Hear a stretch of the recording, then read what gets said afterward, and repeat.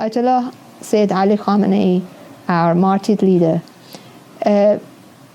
in one occasion he said we are proposing a third model of Muslim womanhood. One that is neither Eastern in the Orientalist sense of the word. You know, the Orientalist sense of the word is that, Eastern women are domesticated, they don't have any rights, and this and that. A misunderstanding of Muslim traditions, which was actually exacerbated by the very colonial experience that Muslims had. Women who were, Islamically oriented, families who were Islamically oriented, could not give their daughters and their women all the opportunities that were there out there, because an unhealthy culture had encroached on their societies. So Ayatollah Sayyid Ali Khamenei, our martyred leader, repeatedly talked about the idea that here we are talking about a mode of womanhood that is neither Orientalist, Eastern in the sense of the Orientalist way of looking at non-Western cultures, is not domesticated,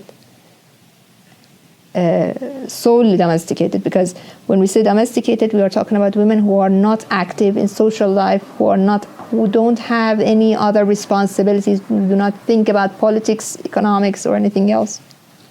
And of course, it's not Western in the dehumanized, objectified, sexualized sense of the word.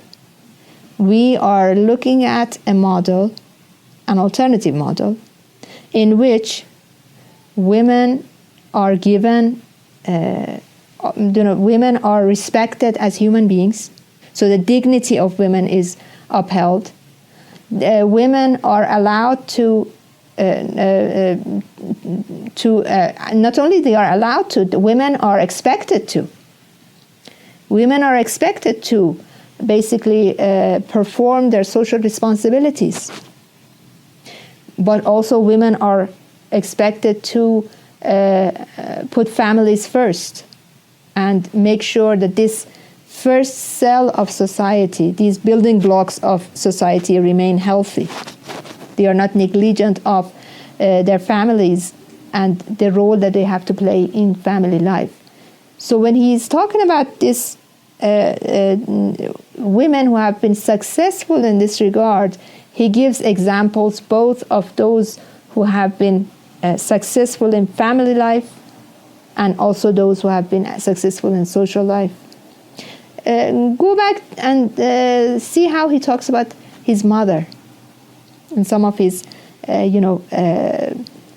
remarks, where he's actually talking about the memories that he has of his mother.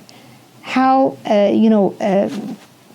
how he talks about her personality, and you see a full woman. She was, of course, a housemaker. She was not, employed outside the family. But you see a full human being when he's talking about her mother.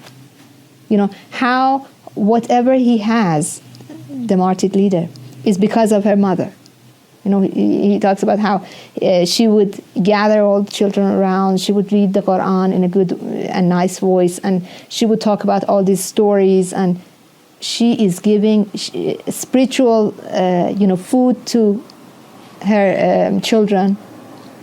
Look at how he talks about his wife. I have seen how he talks about his wife in the book Khune Deli Ke Lal Shod, the autobiography of him, that was also translated into English as Cell Number 14. He talks about how his wife practiced selflessness in terms of looking at the worldly, way of living and things like that. So the material things in life didn't catch her attention that much, and she was ready to sacrifice.